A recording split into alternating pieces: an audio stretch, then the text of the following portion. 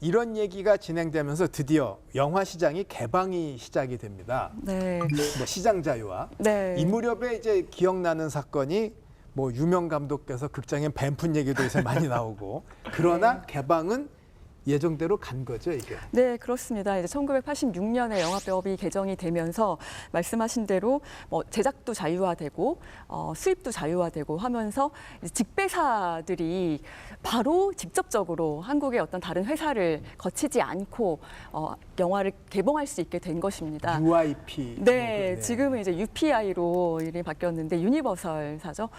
그 회사에서 배급한 위험한 정사가 정말 그 많은 그 영화인들의 반대에도 불구하고 그 88년도에 9월달에 이제 개봉을 했는데요. 그때 이제 말씀하신 그 유명한 뱀을 푼 사건이 발생을 하는데 그게 한 번이 아니라 이제 여러 번 있었습니다. 네, 그래서 그 코리아 극장에 뭐 4마리, 또 신영극장에서는 뭐 여자 화장실에 한 10마리 정도를 발견했다고 얘기하는데 뭐 이렇게 그 뱀이 무서워서 영화를 궁금하지만 영화가 뱀이 무서워서 이제 극장에 가지 못하는 관객들이 있었다고 합니다. 근데 요 얘기의 이면에는 사실 영화 수입 자유화인데 스크린 쿼터 제도라는 게 있지 않습니까? 네.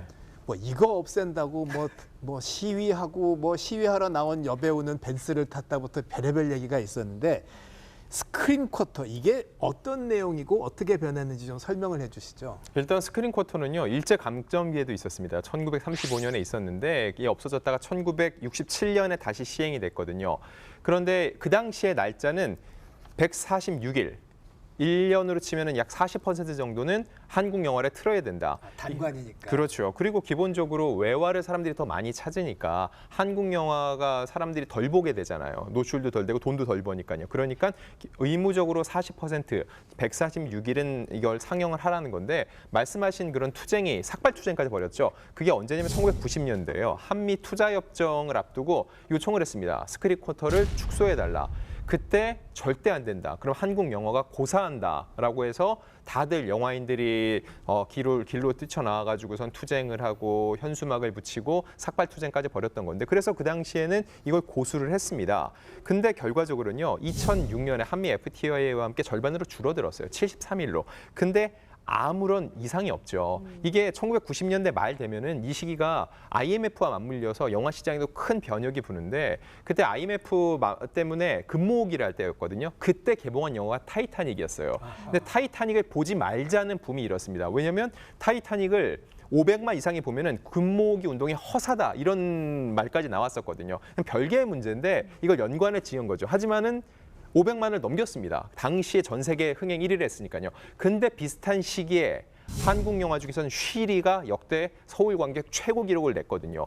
결국 본인들도 느낀 거죠. 이런 스크린 쿼터가 유지가 안 되면 한국 영화 모두 망할 줄 알았는데 그 기점으로 해서 오히려 경쟁력을 얻게 되고 이제 스크린 쿼터를 신경 쓰지 않아도 한국 영화가 충분히 경쟁력이 있고 가만히 둬도 한국 영화를 더 많이 상영을 하게 되는 분위기가 조성이 됐다는 거죠. 근데 그 시기만 해도 워낙 외화를 사람들이 많이 찾으니까 한국 영화를 한 편 만들면은 외화 한 편을 수입해서 틀 수 있는 권한을 줄 정도였으니까는 얼마나 많은 사람들이 한국 영화 만들기보다는 외화를 갖다 틀고 싶어 했는지 알 수 있습니다.